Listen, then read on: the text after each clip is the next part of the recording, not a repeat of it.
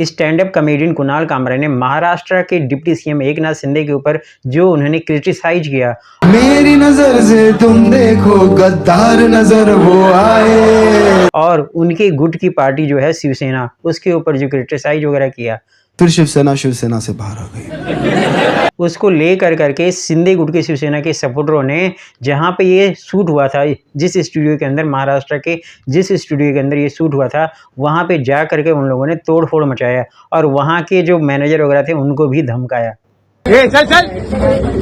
चल उठा फेंक। सभी पॉलिटिकल पार्टियों की स्टेटमेंट आने लगी, कोई सपोर्ट में बोल रहा था तो कोई उनके अगेंस्ट में बोल रहा था। विद्यमान उप मुख्यमंत्री श्री एकनाथ शिंदे जी को अपमानित करने का प्रयास किया है, ये गलत है, हम इसकी निंदा करते हैं। ऐसी चीजों को सहन नहीं किया जा सकता। कुणाल कामरा ने, मुझे नहीं लगता कुछ गलत कहा है। गद्दारों को गद्दार करना ये किसी पर हमला करने की बात नहीं है। जो गद्दार है वो गद्दार है।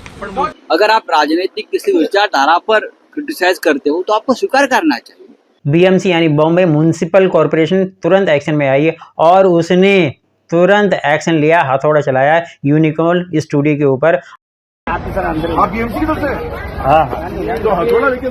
और उसने उसके कॉर्नर को तोड़ डाला।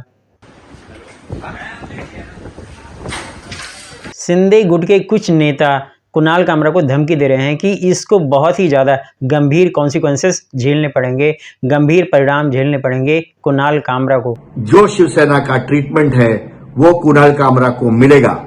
इसके बाद एकनाथ शिंदे जी का जो डिप्टी सीएम है महाराष्ट्र के, उनका भी बयान आया, इसको भी देखिए आप। फिर ये स्टूडियो की तोड़फोड़ के बारे में क्या देखिए, मैं उसका समर्थन नहीं करता हूँ। ये कार्यकर्ताओं की भावना है। कार्यकर्ताओं को देखो, एक्शन को रिएक्शन होती है, लेकिन उसका समर्थन मैं नहीं करूँगा। जैसा कि उन्होंने वीडियो के अंदर बोला है कि मैं किसी भी तोड़फोड़ को सपोर्ट नहीं करता या मेरी पार्टी कोई सपोर्ट नहीं करती, लेकिन एक्शन का रिएक्शन तो आना था। अब सवाल ये उठता है कि क्या हमारे देश के अंदर आप किसी भी पॉलिटिकल पार्टी हो या फिर कोई राजनेता हो या कोई संवैधानिक पद पर बैठा कोई व्यक्ति हो, उसके ऊपर कुछ बोलना या फिर आलोचना करना अब गुनाह हो गया क्या हमारे देश के अंदर? क्या हमारे देश के अंदर फ्रीडम ऑफ स्पीच खत्म हो गई है? क्या किसी संवैधानिक पद पर बैठे किसी व्यक्ति की इससे पहले आलोचना नहीं हुई, क्रिटिसाइज नहीं किया गया?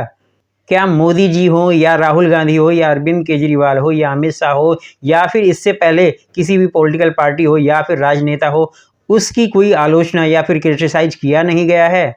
क्या अब सारी प्रॉब्लम का सलूशन केवल बुलडोजर है हमारे देश के अंदर? और हमारे देश के अंदर सुप्रीम कोर्ट को बार बार बुलडोजर के ऊपर एक्शन क्यों लेना पड़ रहा है? उसको क्यों ऑर्डर जारी करने पड़ रहे हैं? क्यों कार्रवाई करनी पड़ रही है? आज के मेरे इस वीडियो के अंदर हम इन्हीं सभी सवालों के बारे में जानने की कोशिश करेंगे और कुणाल कामरा के केस के बारे में समझेंगे। तो चलिए स्टार्ट करते हैं। उससे पहले मैं आपको ये बता दूं कि मेरा किसी पॉलिटिकल पार्टी हो या फिर कोई राजनेता हो, उन सभी से कोई लेना देना नहीं है। मेरा बस केवल एक ही मकसद है, आपको इन्फॉर्मेशन प्रोवाइड कराना।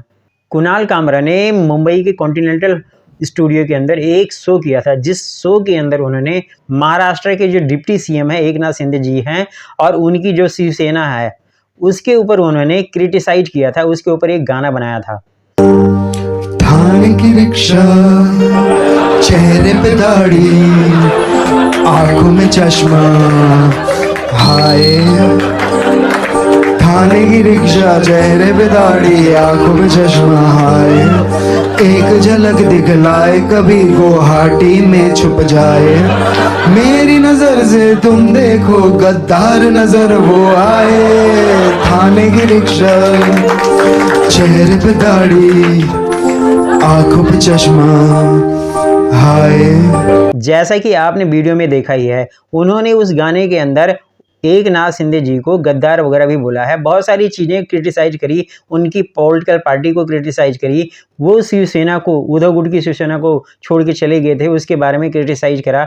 ऐसी बहुत सारी चीज़ें क्रिटिसाइज करी, जिसको ले करके महाराष्ट्र के अंदर पूरा बवाल मचा और महाराष्ट्र के जितने भी सपोर्टर वगैरह थे, शिंदे गुट के जो सपोर्टर थे शिवसेना के, वो सारे लोग कॉन्टिनेंटल स्टूडियो चले गए। वहाँ पे उन्होंने तोड़फोड़ मचाया, जैसे कि आपने वीडियो में देखा है।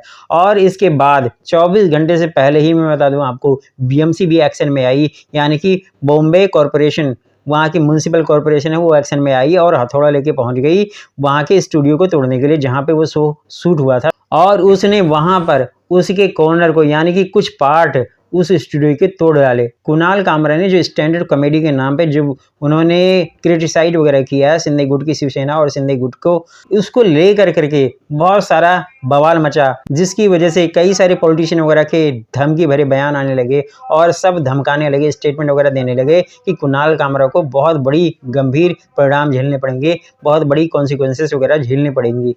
इसके बाद सभी अपोजिशन पार्टियों की स्टेटमेंट वगैरह आने लगी। उद्धव गुट की पार्टियों ने भी बोला, उद्धव गुट जी ने भी स्टेटमेंट वगैरह दिया, जो उन्होंने सपोर्ट में बोला। कई सारे लोगों ने उनके अगेंस्ट बोला। सभी पार्टियों के सभी राजनेता वगैरह के स्टेटमेंट वगैरह आने लगे इस स्टेटमेंट को लेकर करके, जो उन्होंने रोस्ट वगैरह किया, कुणाल कामरा ने जो रोस्ट किया। इस बवाल को देख करके तो ऐसा लग रहा है कि इससे पहले किसी पॉलिटिकल पार्टी के ऊपर किसी ने रोस्ट नहीं किया हो या फिर किसी ने आलोचना नहीं की हो। अगर ऐसा ही रहा तो हमारे देश में कोई भी इंसान हो या फिर कोई भी हो, किसी भी पॉलिटिकल पार्टी हो या फिर कोई राजनेता हो, उसके ऊपर कुछ बोल ही नहीं पाएगा, कुछ कहेगा ही नहीं। ऐसे ही चलता रहा तो हमारे देश के अंदर फ्रीडम ऑफ स्पीच खत्म हो जाएगी। और ऐसा लग रहा है कि इससे पहले किसी की आलोचना नहीं होगी। मैं बता दूं आपको, मोदी जी की भी इतनी सारी आलोचना होती है। उन्होंने अपने एक पॉडकास्ट के अंदर जो हुआ था उसके अंदर उन्होंने बताया कि मैं कैसे इस आलोचना वगैरह को झेलता हूँ। कहाँ आलोचना और कैसे डील करते हैं, तो अगर मुझे एक वाक्य में कहना है तो मैं इसका स्वागत करता हूँ। ऐसा किसी एक पॉलिटिशियन के ऊपर नहीं र्यूमर क्रिएट वगैरह किया जाता, कई सारे लोगों को क्रिटिसाइज किया जाता है, बहुत हद तक किया जाता है। जैसे कि मैं बता दूं आपको, राहुल गांधी को क्या क्या बोलते हैं लोग बाग, या फिर अरविंद केजरीवाल को क्या क्या बोलते हैं, अमित शाह जी को क्या क्या बोलते हैं लोग बाग। ऐसे बहुत सारे ऐसे पॉलिटिशियन हैं जिनको बहुत कुछ बोला जाता है, बहुत कुछ लोग बोलते हैं, लेकिन उनके ऊपर कोई एक्शन नहीं होता, क्योंकि आलोचना होता ही है। ये तो है, होगा ही। अगर कोई पॉलिटिशियन है तो उसकी आलोचना होगी। अगर वो अच्छा काम करेगा तो भी होगा, बुरा काम करेगा तो भी होगा। ये मैं बता दूं आपको, पॉलिटिशियन को आलोचना झेलनी ही पड़ेगी, चाहे वो कोई पॉलिटिशियन हो या फिर कोई ऐसा व्यक्ति हो जो संवैधानिक पद पर बैठा हो चाहे ना बैठा हो। हर एक इंसान की आलोचना तो होगी। पॉलिटिशियन वगैरह भी करते हैं आलोचना।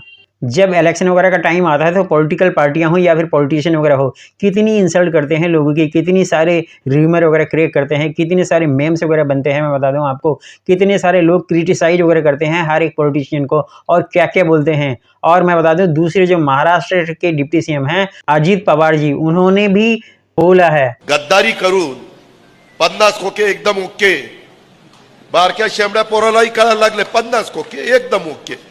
उन्होंने भी कई सारे पॉलिटिशियन को क्रिटिसाइज किया है। ऐसा होता है, बहुत सारे पॉलिटिशियन वगैरह ऐसे र्यूमर वगैरह क्रिएट करते हैं, कई सारे लोग क्रिटिसाइज करते हैं। मैं बता दूं आपको, ऐसा कोई पहली बार नहीं हो रहा है। लेकिन मैं बता दूं आपको, इसका एक्शन जो हुआ, महाराष्ट्र की गवर्नमेंट जो एक्शन में आई, फटाफट 24 आवर से पहले ही बीएमसी को वहां पे भेजा और हथौड़ा चलाने लग गई। वो वहां पे जाकर के उसने कार्रवाई किया और उसने वहां पे उस होटल के कॉर्नर को तोड़ डाला। इतनी जल्दी कार्रवाई हुई, इतनी जल्दी एक्शन में आ गया बीएमसी। इस पूरे कांड के अंदर उस स्टूडियो की क्या गलती थी भाई? उसने क्या बिगाड़ा था? अगर कोई पैसे दे कर करके स्टूडियो को हायर करेगा और वहां पे शूट वगैरह करेगा तो कोई भी रेंट पे देगा, कोई भी शूट वगैरह कराने के लिए राजी हो जाएगा।